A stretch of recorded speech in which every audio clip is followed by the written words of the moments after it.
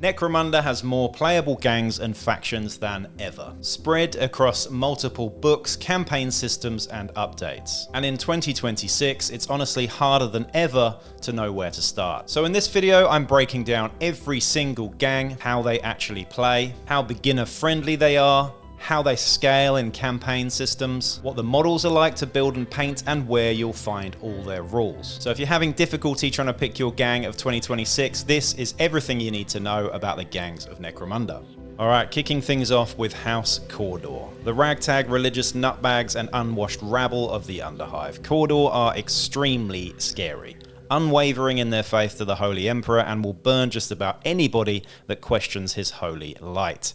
Cawdor are typically the most hoardy gang in the game, mostly close to mid-range in threat level, and utilise lots of blaze and template weapons, alongside scrap blunderbusses, bomb rats and Molotov cocktails. Cawdor can be split as you please between the more numerous Cawdor brethren and the slightly more elite redemptionist brethren, depending on your tastes, but generally a mix of both is the way to go. Articles of Faith are very swingy special actions that the gang can perform after praying to the Holy Emperor.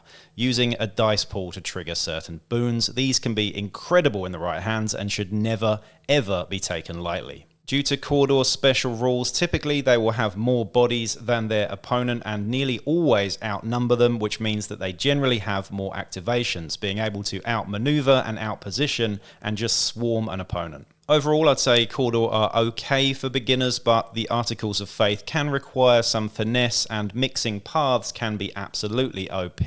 Cawdor also have some of the best tactics cards in the game, and used in combination with these Articles of Faith can be devastating. Campaign scaling for Cawdor gangs is pretty average, but you tend to find that you're buying cheap replacements for dead guys and often won't want to upgrade Cawdor fighters too much to try and keep a cheap hoardy vibe.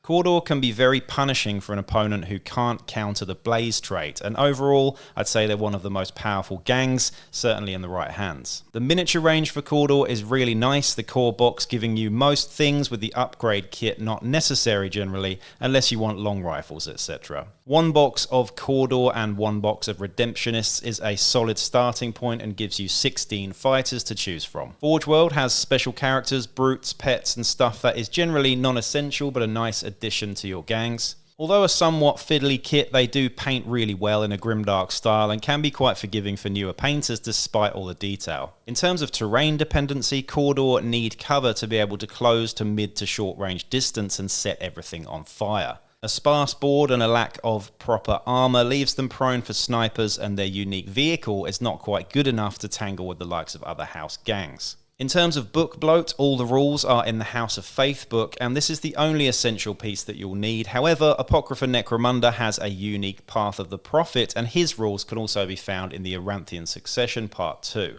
Overall, Cawdor are a very fun gang to play, particularly if you go for crazy plays with the Articles of Faith and Tactics cards, but they can be very oppressive in the wrong hands for an opponent. The strongest qualities for Cawdor gangs are of course the use of templates, particularly templates with the Blaze trait and the Articles of Faith, and of course not forgetting their vast numbers on the board. Overall, the weakest qualities for Cawdor is usually not much access to good armor, weaker stats, particularly in the mental department, and the overall quality and feel of your gangers in general compared to other gangs.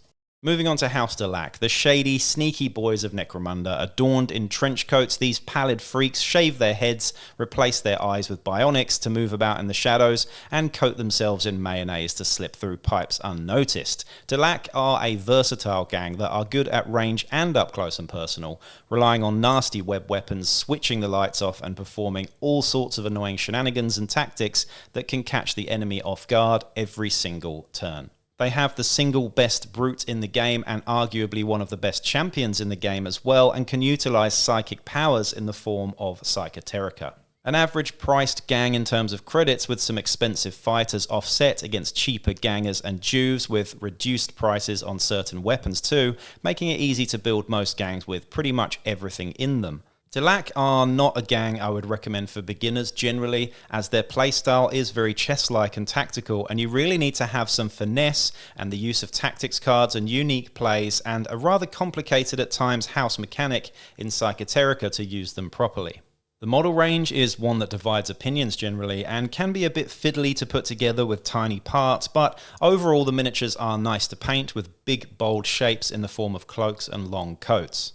In terms of price of entry, Delaque are one of the gangs that are also fairly pricey to start with, as their main box usually needs the upgrade kit for extra weapons that don't come on the main sprue, and I'd say that the specialist box is an absolute must, and the only kit that actually comes with pets and a brute too.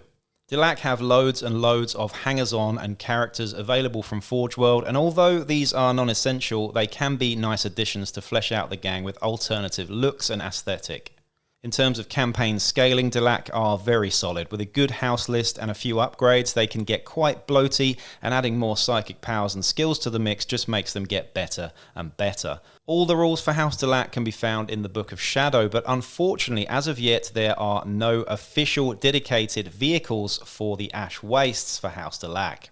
In terms of terrain, Delaque love cover like anybody else, but hiding in the shadows and sneaking around in the gloom is really their thing. Assassinating at range with Overwatch long rifles, or sneaking into web range, or springing traps with infiltrating Nachtghouls is the way they want to play. In the open, they are just as vulnerable as anybody else to getting shot off the table.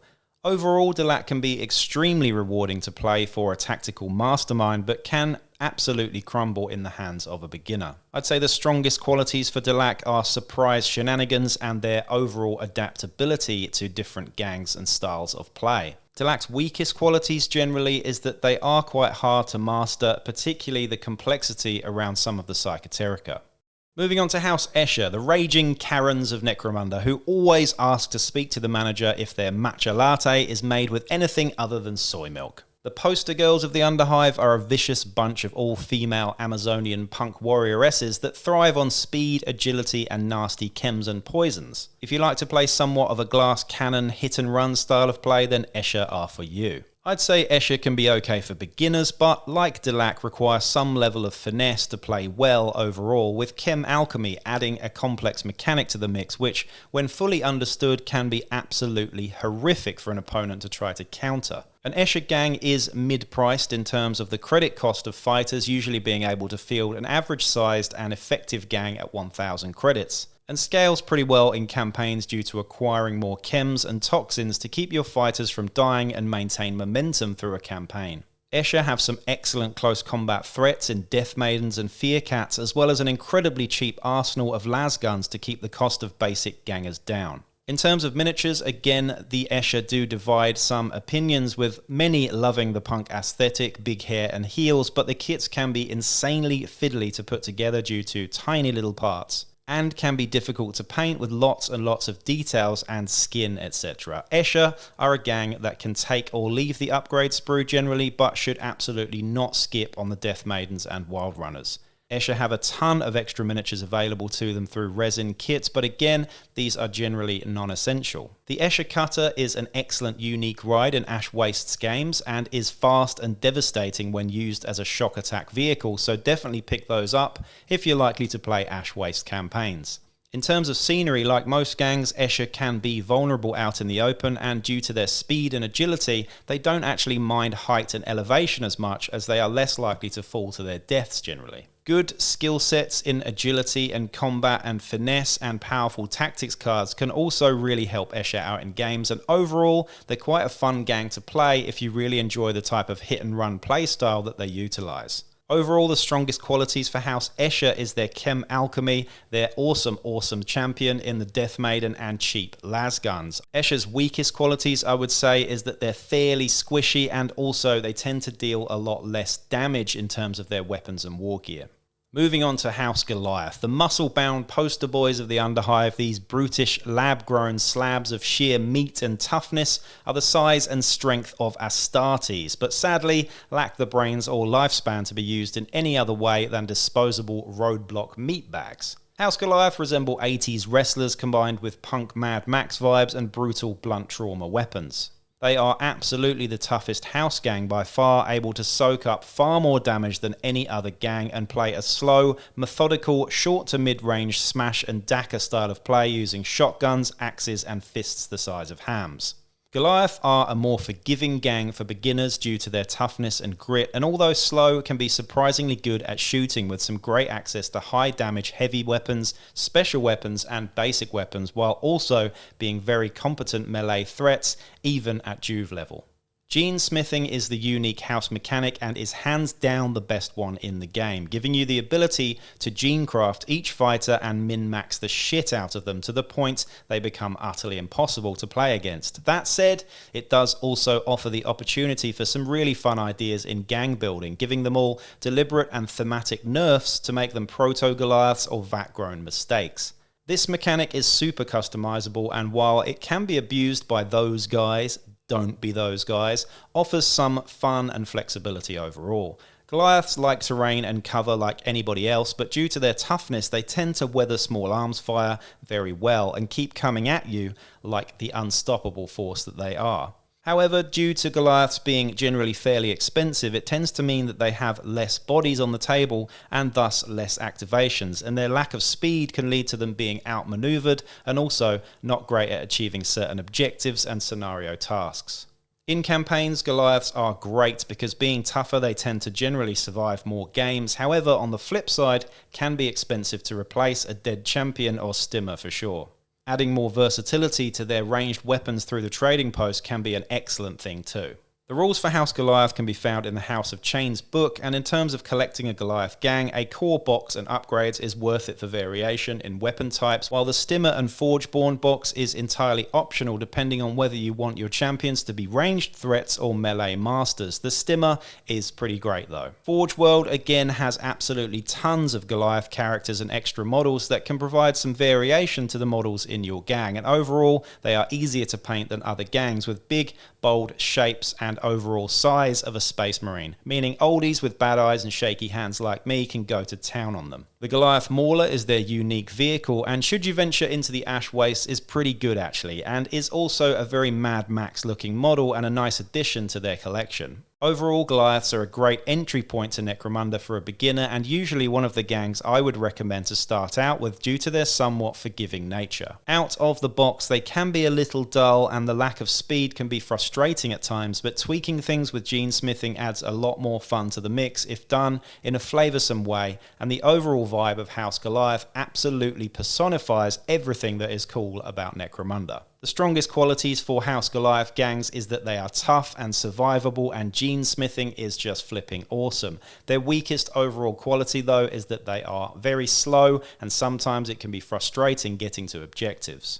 Off to House Orlock, the vanilla boys of the Underhive. They are good at everything but masters of nothing. Typically the Orlocks are the tradies, bikies and general riffraff thrown together to make gritty and ferocious gangs of scumbags. Orlocks love Delaque, using mainly all solid round weapons in the form of shotguns, bolt guns and auto guns.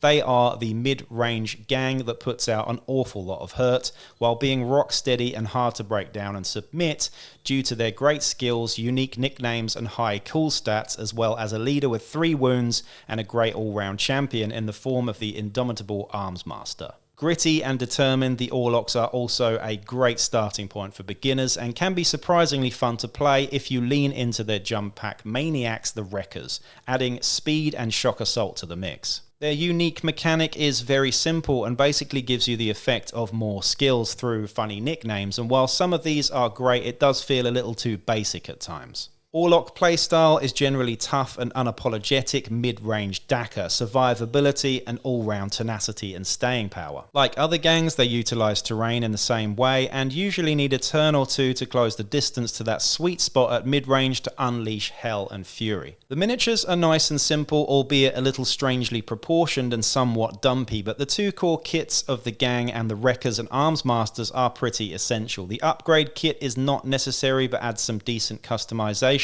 while Forge World again has some cool options for female gang members to add diversity, as well as several characters, brutes, pets, and more. The rules can be found in the House of Iron book, and their unique buggies can be picked up a little cheaper in the Ash Wastes box, and are overall a pretty decent addition to Ash Waste play. Orlocks are fairly versatile and can be very fun, particularly in my opinion with the use of Wreckers, who are an excellent prospect in the game. In campaign play they are also pretty nice and forgiving, adding more skills and legendary names to the mix as they grow and gaining a little bit more character in doing so. If you're a Ryu from Street Fighter type of guy, then Orlocks are probably for you. I'd say their strongest quality is their high rate of fire and the amount of damage output that they can put out. They are also really rock solid when it comes to the cool stat, and of course again Wreckers. Their weakest quality generally is a lot of people find them just a bit dull, due to them being pretty much just basic humans with no real flair.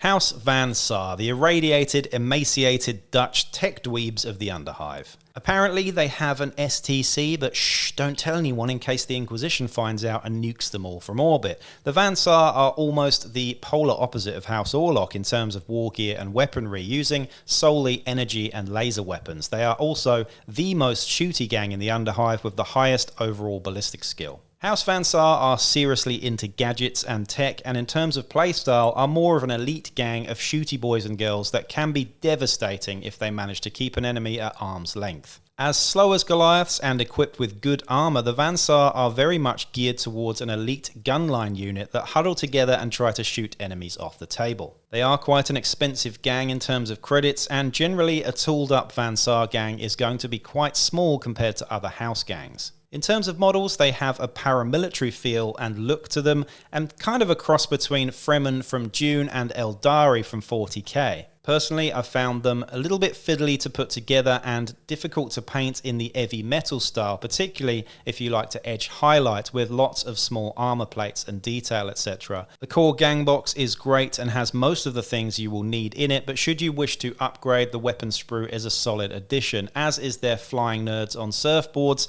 and their Archaeotech magician buddy champions. You also have the unique gangers and specialists in the Hive Secundus box to draw from that can actually just be proxied as normal Van Saar as well, and these also offer more choice alongside your regular boys and girls. Forge World has a range of cool stuff for them, the Brute being particularly good and their pet being one of the best in the game too, while their Ash Wastes Arachne rig is an expensive but effective addition in Ash Wastes play. The full rules can mostly be found in the House of Artifice book, with Hive Secundus having the rules for their specialist. In campaigns, Van Saar are pretty solid, but hard to replace if they die due to their cost in credits, but their unique mechanic in Cybertechnica upgrades, while expensive and somewhat underwhelming at times, can add some extra spice to the mix during campaign play. Van Saar need clear lines of sight and are terrified by the idea of dense terrain and enemies approaching unimpeded from the shadows, and while very effective at shooting, are very vulnerable in close combat generally. Van Saar can be a good, simple gang for beginners generally, but on the flip side can be unforgiving in campaigns if the enemy has ways to get up close and personal, and again, a death of a leader or champion in a campaign is hard to recover from. If you like pew pew and Dutch things, then Van Saar will likely tickle your fancy. Overall, I'd say their strongest qualities are, of course, shooting and good armor generally, and their weakest qualities is that they are slow and vulnerable in melee with poor initiative.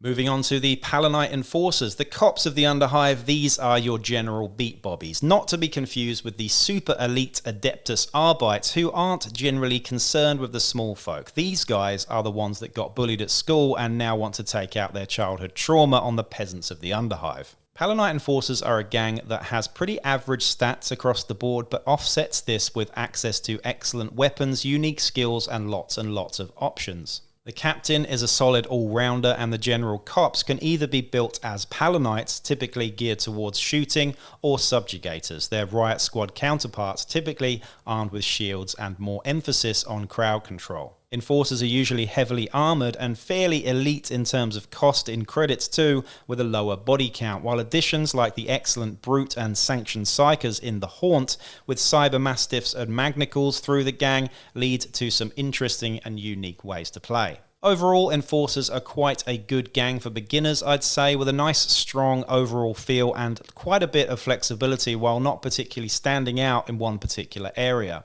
Enforcers have access to Palanite drill skills, which are great, as well as some good tactics and tricks too. The full and most up-to-date rules can be found in the Bastions of Lore book. The Enforcer models are great, and they now have, I believe, one of the largest ranges in Necromunda, with a core box of Palanites, a box of 6 Subjugators, a box of Captains and Sergeants, a Plastic Brute, a unique plastic vehicle, as well as Forge World Haunts, upgrade kits worth getting, and several allies and other model options. They're easy to put together, forgiving to paint with nice armor, and the overall aesthetic is one of the nicest in Necromunda and make for a very, very popular gang overall within the community. Campaign scaling is good, and they just get better with more gear, hangers-on and brutes, etc. And overall, Enforcers can feel a little underwhelming on the raw stats front, but make up for it with good armor, great options, skills and excellent firepower, as well as unique weapons, and can generally mix it up against most opponents pretty well. If you like playing the long arm of the law, or you're just a fan of Judge Dredd, then these guys are for you. Overall, I'd say their strongest quality is all the gear and options they have, while their weakest quality is that they are quite expensive and they have pretty average stats. Moving on to the Badzone Enforcers now. The Badzone Enforcers are the cops from the outer ranges and bad zones of the Underhive. Less equipped and less well drilled, these guys offer a slightly different option to the Palanite Enforcer cousins, bringing more of a flavourful narrative angle while being all round flatly worse than their Palanite counterparts on the table. Similar to Palanites in playstyle, but with less options, the Badzone Enforcers can be more challenging to play, and while have access to cheap chaff in the form of enlisted hive scum, also lack supply in ammunitions due to being scarce on their bolters and shotguns. No haunts, worse pets, and no access to the automata or their unique vehicle, the Badzone Enforcers are not a very strong gang. Badzone Enforcers rules can also be found in the Bastions of Lore book, and while have no dedicated miniatures, make for a gang that is much more appealing to kit bashers and converters, getting a box of Palanites and a box of hive scum and giving them alternate heads and weapon swaps and more of a weathered look can be a really fun thing to do. So the overall appeal of the Badzone Enforcers shines in their narrative angle. I would not suggest playing Badzone Enforcers for beginners generally, and would always recommend the Palanite counterparts in favour. However, if you are a keen hobbyist who thrives on narrative and fluff, then they can be really fun. Overall, their best quality is their fluffiness and kit bashing potential, but their worst quality is that they have fairly bad stats and unreliable weapons. Moving on to Corpse Grinder Cults. Corpse Grinders are what happens when folks get a bit bored of the food on Necromunda and fancy something a little more fresh. A bunch of crazed cannibal boogeymen that scare the hell out of anyone in the Underhive, the Corpse Grinder Cults are a unique and excellent addition to the variety of gangs in Necromunda. Corpse Grinders are a melee gang through and through, and with a mixture of chainsaw-wielding maniacs in the butchers, cutters and skinners, offset by incredibly cheap infiltrating forward scouts in the shape of initiates, they are very effective. Corpse Grinders are perhaps the direct opposite of, say, a Van Saar gang, running full speed at the enemy with whirring blades and butcher's tools through a haze of smoke laid down by their forward scout initiates. Once they get into close combat, the Corpse Grinders are virtually unstoppable and will mince even the toughest of targets under sheer weight of attacks and aggression. A one-dimensional gang somewhat that will either win massive or get curb stomped, the Corpse Grinders are a fun and very scary gang to play against in the right hands. The Corpse Grinders are in fact so terrifying that the bulk of the gang of boogeymen are only targeted by the most stalwart of enemies due to their terrifying masks, making the defenders literally piss their little panties in fear. While the hard-hitting close combat element of the gang cannot wield any ranged weapons at any point at all, this is offset by the initiates being so incredibly undercosted and obnoxious, due to being able to carry various small arms fire and grenades with decent average ganger stats and inbuilt armor,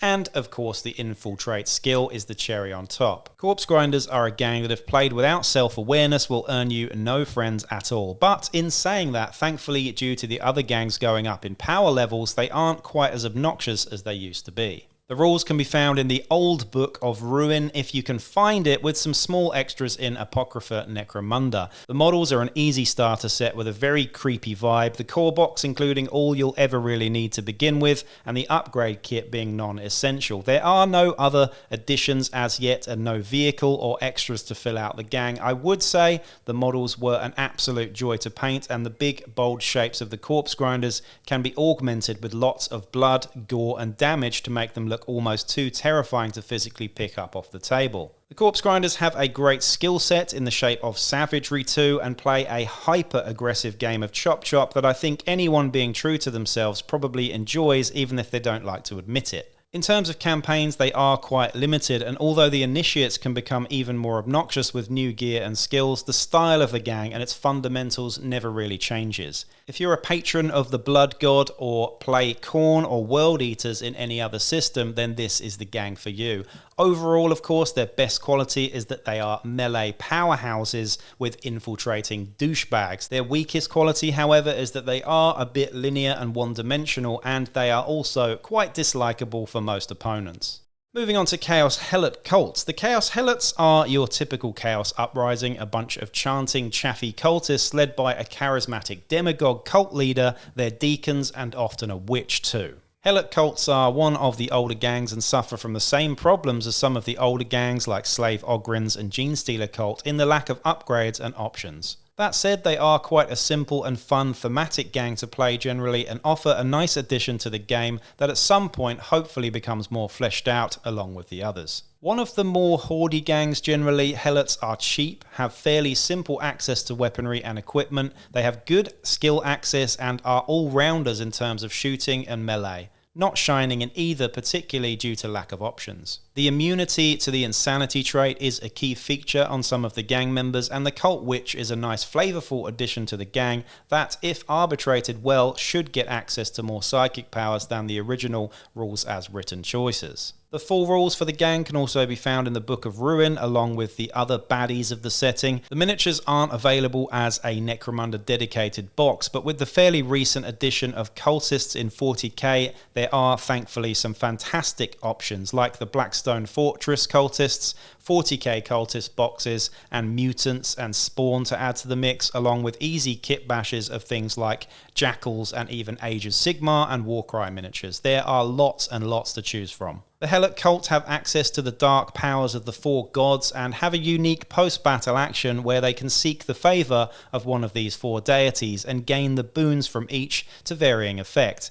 Nurgle making you generally tougher and harder to kill, Khorne making your guys more killy, Tzeentch giving you more shootiness, and Slaanesh giving you more zestiness with speed and extra manoeuvres. The Chaos Spawn, though a bit convoluted rules as written, can be a real threat of varying stats, but is pretty fun overall. While there are no unique vehicles, hangers-on, or anything otherwise as yet, I strongly suspect we will eventually get a more fleshed out rule set for Chaos Cults in Necromunda, along with Genestealer Cults. Overall, Chaos Helots aren't one of the great gangs in the game, but again, if you're playing from a narrative, fluffy perspective, they offer something different, as well as the opportunity for some great kit bashing and painting scheme potential. Chaos Helot's overall best quality is that they have a flipping cool model range and the fluff is awesome. They also have a really good pet and brute as well, with the familiar and the spawn respectively. Their worst quality is they're just not very good, unfortunately. Genestealer Cults are the forward scouts of the Tyranid Hive fleets, infiltrating Imperial worlds and laying down the foundation for Xenos invasion. If not stopped in time, you can say goodnight Irene to entire systems. Genestealer Cult are very similar to Helots in many ways, particularly in the model range, which again is drawn from the wider 40k model range, which, let's be honest, is some of the oldest yet nicest and most kit-bashable kits in Warhammer on the whole. Just one box of neophytes, perhaps a smattering of aberrants and acolytes, and even the odd GSC character or two thrown in as a leader and champions, and you have your gang.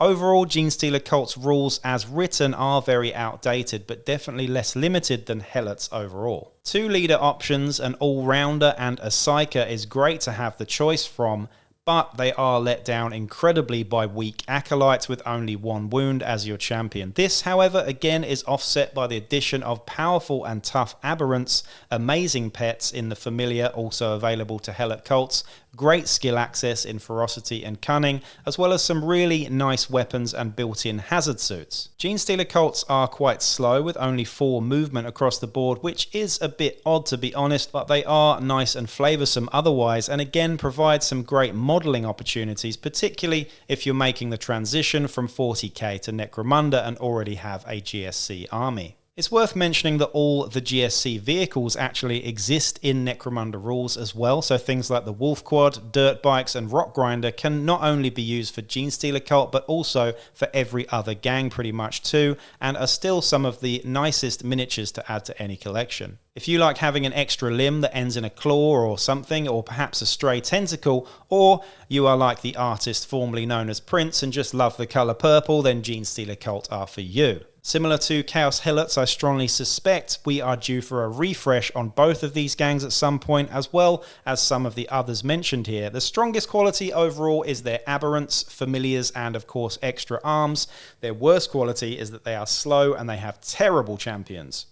Ash Wastes Nomads, the indigenous peoples of Necromunda. Are they human? Are they mutants? Or are they even a Xenos race? Nobody really knows, but one thing is for certain, they leave no trace of their activity, and they seem to exist in the harshness of the deep wastes pretty easily, and even coexist with the giant mutated insectoids that stalk the dunes outside the hive cities. Ash Waste Nomads are a fantastic addition to the game, and from a narrative and aesthetic standpoint, simply awesome. Nomads are geared towards play in Ash Waste games and campaigns, of course, and thus are quite limited in Underhive battles in terms of options. Overall, they have a fairly diverse style of play with lots of access to long-range weaponry and traits like shock on their weapons, combining with natural speed and high movement, the ability to hide or infiltrate in the wastes, and some melee threat with hunters, great pets, and an exceptional brute. While they don't have their own vehicles, they do have giant flea riders and ways of taking vehicles down with certain weapons and traits, combined with great skill sets and unique weapons. In terms of miniatures, they have one of the biggest Necromunda ranges, a core box, Helomite riders, hunters and worms, an upgrade kit, and hangers-on and brutes and other special characters available in resin from Forge World. The miniatures, in my opinion, are also some of the nicest in Necromunda, and they are also really easy to assemble and paint due to lots of heavy fabrics and no faces or eyes to paint. They look great with minimal effort and are a very unique looking to anything else in the 40k universe. Think Tusken Raiders from Star Wars combined with Fremen from Dune and complemented by giant insectoids. The single main drawback, and it is a big one, is that rules as written, many of the special rules and mechanics surrounding Nomads are explicitly for use in the Ash Wastes only and do not work in the Underhive. That said, you can still play them in the Underhive, and if you have a forgiving arbitrator perhaps that can forgive you infiltrating with your hunters or hiding in the detritus of the Underhive instead of the Wastes, you are all good. The full rules can be found in the Tribes of the Wasteland book, and overall they're a fun gang to play and can be built in a number of different ways, from very shooty to very melee or a mixture of both, or even just all pets like a travelling zoo vibe, which I absolutely love personally. In campaigns they have their own trading post, house agents and hangers-on, and develop like any other gang, taking into account the limitations to some of their stuff due to the setting. Their unique mechanic is lackluster honestly, but does add something extra that overall you can't really complain about if it is a little random at times. Play Nomads if you are typically going to prefer the Ash Waste setting, or you're one of those weird kids who used to collect bugs and creepy crawlies. Overall, the best quality for Ash Waste Nomads is that they have amazing looking models, insects and a huge range. Their worst quality, however, of course, is that they are limited to the Ash Wastes rules as written. Ironhead Squat Prospectors, the stalwart mining clans of Necromunda, short, thick with 2 Cs, bearded and quite grumpy. The Squats are your archetype space dwarf, much more so than their 40k counterparts, the Votan. These abhumans are far more like your typical fantasy dwarf in looks and behaviour. A bunch of swarthy miners, the Squats offer a unique combination of the Delaque of an Orlock gang with almost the toughness of a Goliath gang. They are slow and clumsy and love nothing more than to fall off stuff generally. They do have some incredibly powerful rapid fire weapons and tend to roll a lot more dice than any other gang in the game. If you like bolt guns as they are, how about adding another rapid fire dice to it for absolutely no reason? How about adding rapid fire to everything from stub guns to flamers in fact? Combine that with decent skill access and a wide variety of miniatures and options for both the Underhive and Ash Wastes, and you have a very solid gang indeed. In campaign play, they are far more forgiving, with ways to make more money, hardiness to be less injured, and a choice of mining clans to add extra boons to the mix. The models are great, lots of choices with the core squat box, trikes for the Ash Wastes, as well as a unique vehicle, pets aplenty, dramatis personae from Forge World, and upgrade kits, champions and leaders box, a great brute, and it is a huge range, and obviously very popular too. In terms of playstyle, they're a bit of a combination of gunline, Daka, firefight and survivability, a bit like slow Orlocks with just a bit more firepower. They are, however, quite elite and expensive and tend to have less bodies again than other gangs, particularly if you want to field all the gear and exosuits as well as armor for everyone. The kits are fantastic models to build and paint, with lots of opportunity for weathering and battle damage on the armor. The full rules can be found in the Halls of the Ancients book, and they are actually a pretty forgiving gang for beginners overall, I'd say. So if you're vertically challenged or you like hairy little men, then squats are your people. Overall, their best quality is they have absolute Daka and unique war gear and weapons. Their huge range of minis as well is worth mentioning. Their worst quality is that they are slow, expensive and clumsy. Malstrain Genestealers are what happens when you take a perfectly bio-engineered killing machine and try and tamper with its DNA and mess up astronomically, plummeting an entire hive into doom and getting nuked from orbit for your troubles. The few survivors being emaciated, creepy cretins that are halfway between actual Genestealers and fentanyl addicts. These guys take Genestealer's level of creepiness and turn it right up to 11. In fact, even Tyrannid hive fleets are grossed out by them and won't come near Necromunda with a barge pole while they exist. The gang itself is sadly more of an arbitrator tool or an NPC gang. Half the gang is made up of unbelievably scary Malstrain Genestealers and flying tentacled psychic beasties and giant toxic ticks that want to cuddle you, while the rest of the gang is made out of cheap, chaffy brood scum. As they are, they're actually a pretty powerful gang, with these two elements complementing each other, a bit like corpse grinders in some ways, and they tend to play with the brood scum screening like meat shields, while the big boys just come and cuddle you from the shadows like giant spiky killer labradoodles. Unfortunately, where they lack is campaign play. They cannot develop really at all. The Malstrain can level up like a brute, and that's really it. No war gear, no weapons, etc. The brood scum can't get any better really, and tend to just die because, well, that's what they're for. So really, like I said earlier, they are kind of meant to be a tool for arbitrators or a skirmish battle gang. They are still hella fun though, and have some really unique stuff. The models are glorious and are available in the Hive Secundus box, while the Coalescence is available from Forge World in resin and is something straight out of Wes Craven's worst nightmares. The rules are in the Book of Desolation, and the minis are a nice addition to the range. The best quality overall is that they have cool minis and very scary melee and weird powers. Their worst quality is that they are massively limited in campaign scope. Slave Ogryns are giant abhumans that are enslaved by cruel masters and forced into labour due to their size and massive strength and fortitude. Ogryns are an accepted abhuman species in the wider Imperium and tend to make for pretty devastating troops on the battlefields of the 40k universe. In Necromunda, however, the Ogryns are slaves, beaten and whipped into submission, and usually, due to their low level of intelligence, they're mostly pretty okay with it until they aren't. When they do eventually realise what's going on, they tend to pluck their master's limbs from their sockets and twist their little heads off like bottle caps, and then do a runner into the Underhive to hide from the authorities, usually pretty badly. Ogryns are another gang that has unfortunately been left behind due to older rules, and these can actually be found in the Goliath book, The House of Chains. The Ogryns have 4 types of fighters. A big daddy Goliath who is massive, hits like a truck, and is very, very scary when he isn't on his arse the whole game. Then we have the champion bosses who are almost as scary as their big boss, backed up by their 2 types of gangers, the plain Ogryns and the Lobo slaves. The former being basic Ogryns, big, dumb, strong and tough, but scared of the dark and mice, etc.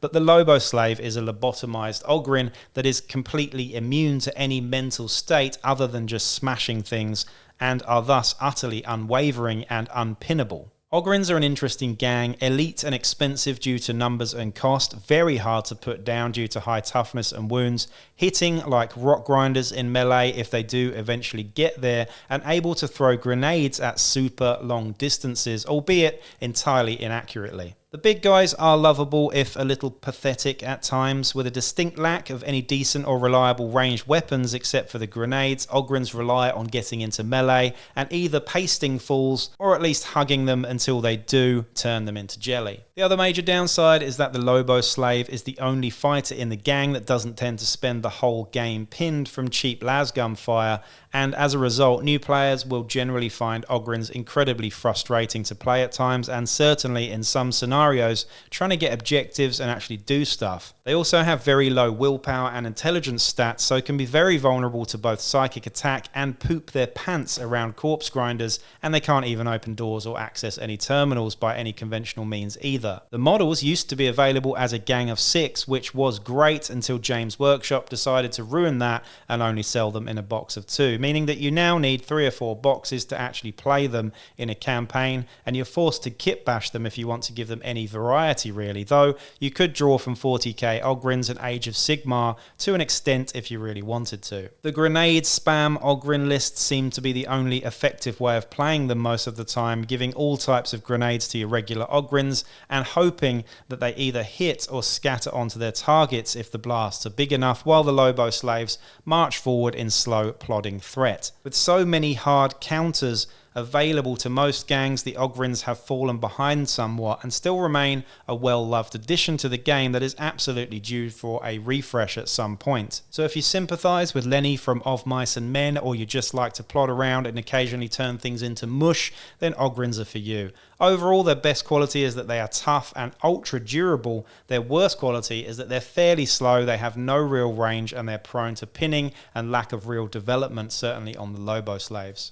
Spire Hunters, also known as Spyres, are the spoilt brats and toffs of the Uphive cities. Princelings and morons of the highest order, these nobles get bored with partying all the time and decide to chop off their arms and legs and put themselves into servo suits with all the gear and usually no idea, and go on a jolly good fox hunt in the Underhive to prove themselves better than the peasants and scum that they look down upon. Spyres are a very interesting gang and offer something entirely different in terms of playstyle and vibe. The best way to quantify Spyres is that they are pure glass cannons, hyper elite specialists that have a bunch of tricks and unique war gear that either works really well or gets them killed pretty quickly if they aren't careful and conservative. Spire Hunters are like a gang full of champions, generally good to great stats, multiple wounds, multiple activations in fact, 2 each, suits that upgrade and gain glitches depending on how well or badly they're doing, and several different core archetypes. First, we have the roadblock monster, the Orrus, with its close range firepower and melee threat. The most survivable of the lot, and usually the best in games too, the Orrus is a really scary customer in all respects. Next we have the Yeld, a flying, winged, agile and super shooty Spyre that is hyper fast and mobile but very squishy if caught off guard. The sneaky stealth assassin in the form of the Malcadon, a spidery web-slinging stabby Spyre that likes to stalk around in the shadows and wait for the opportune kill. Again, pretty squishy. We have the Jakara next, a master swordswoman and melee beast with a shield that makes her typically more tanky than the former two, yet still quite squishy at times. And lastly, and most recently, the Sthenian Spyres, a crab-like melee monster with claws, pistols, swords and hammers and lots of attacks. Again, fairly squishy. We also have a leader, which can be made from a combination of the middle 3 in terms of weapons and gains a better suit and armor and slightly better stats, but is still a little squishy at times. While the extra activation marker for each fighter is incredible and the gear and suit upgrades are insane, Spyres have some real downsides. Firstly, they are very, very expensive. Typically, starting a hunting party with 1,000 credits means 3 to 4 fighters max. And if they die, which they can at times, they are absolutely impossible to replace until downtime or you start winning enough to get a free one from the terror level. Spyres don't gain territories, use boons or money at all, and are geared towards getting suit upgrades instead of playing an actual scenario out or achieving the actual objective. Spyres are also really vulnerable to toxin, gas, web, and particularly blaze, and there is nothing they can do to counter any of these things at any point really. Basically, Spyres are either really, really good when they are winning or really, really terrible when they are losing. I find the chess-like nature of Spyres quite nice to play, and you really have to be a good tactician and have a good mind for strategy to get the best out of them. So if you like to play hyper-elite glass cannons, then these snobs are for you. The rules for Spire hunting parties are available in the Book of Desolation, with the Sthenian in the Aranthian Succession Book Part 4. In terms of models, you can get the Orus and their little sidekick pets in the Secundus box, a box of Leader, Malcadon, Jakara and Yeld, and the Sthenian can be converted from the Forge World Lady Hera model, if desired. They're an easy gang to get started with in this respect, and all you need is a few miniatures. They're also an acquired taste in terms of overall aesthetics, but with a head swap here and there can look a lot nicer. Here's some I made earlier. The best quality for Spire hunting parties is they are absolutely elite, and the extra activations reward tactical positioning. The worst quality is that they are expensive and hard to replace, only swing when they're winning, and they are glass cannons. Underhive Outcasts. Outcasts are Necromundan citizens, hive scum and ex-gang or guild members that have gone astray and fallen under the leadership of an enigmatic leader or dramatis personae. Sometimes they resemble their former house patronage, while others are made from mutant enclaves forced to live in the bad zones. Whatever the route, Outcasts offer an awesome element of flavour, narrative and customization to the Necromunda offering, and the options are almost limitless. Outcast gangs themselves are made up primarily of cheap hive scum with very baseline stats and a limited choice of gear. The Outcast champions are cheap and also limited in the gear they can take, but fairly poor in stats compared to other gang champions generally, but can be built in a number of different ways, including as weirds and psychers. Outcast generic gang leaders can choose from a number of different stat lines and skill sets and have better access to equipment through higher rarity. The real fun comes in with the ability to take any fighter profile as your leader, meaning you can have anything from an Ambot or Piscean Spectre as your leader to a Cherub or Giant Rat. This means you can develop so many cool, fun and unique ideas to build your gang around, including using guild delegations, dramatis personae, nobles and even criminal syndicates. As well as this, you can also choose the origins of your gang. Say for example they are former members of House Van Saar, then they will gain access to Van Saar equipment, or that they are from a Corpse Guild affiliation and gain access to the Corpse Guild weapons and war gear. There are almost too many options to talk through here, and as a result the playstyle of Outcasts will be determined on who their leader or leadership group is and what their background fluff is from. That said, you will always have fairly crap gangers and champions after this, and a somewhat limited house list for them too. So to speak broadly, Outcasts play as typically a fairly body-heavy gang of cheap chaff, propped up by usually an interesting and very powerful leader. This also means you have the ability to field some of the hundreds of awesome Forge World resin models as your leader, like Gorshiv Hammerfist, Yagaloth or Yar Umbra. Outcasts are one of the gangs that typify the almost limitless customization and kit bashing potential when compared to other Games Workshop games. It's worth mentioning that the Book of the Outcast, which explains all this in detail, offers all of the weird powers too, and some incredibly good tactics cards which are only available to Outcasts. In terms of modelling opportunities, the world is really your oyster. Depending on how comfortable you are with converting and kit bashing, you could use a collection of various models from various gangs, or some of the hangers-on models to create a gang of chefs or doctors. Really, it's up to you.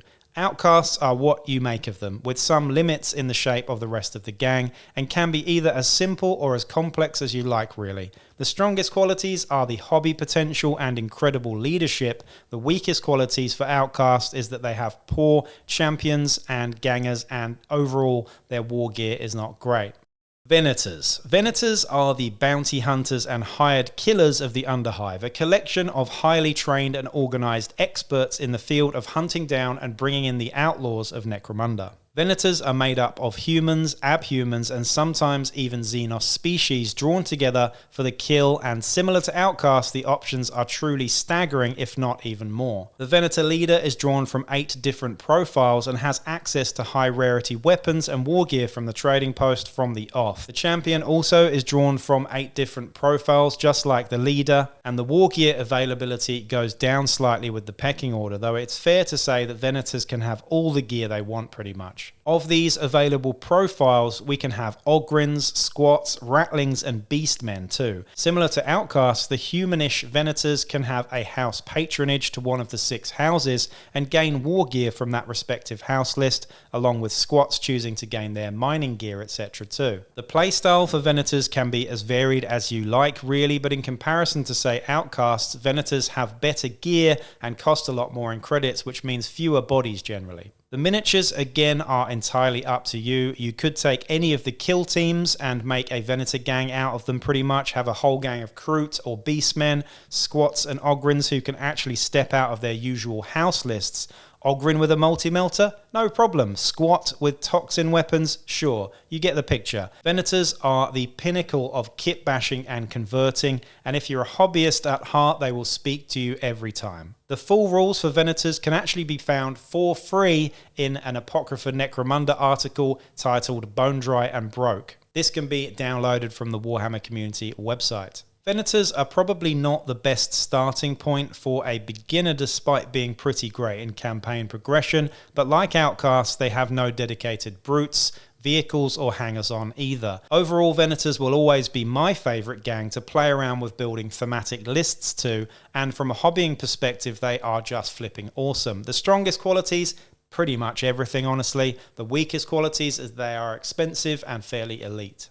Lastly, we have several gang variants. These are Incursion gangs, Chaos Corrupted gangs, Genestealer Tainted gangs, and Malstrain Infected gangs. Incursion gangs let you swap the leader of your typical house gang out with a Spyre. This is awesome, but also offers a couple of downsides too.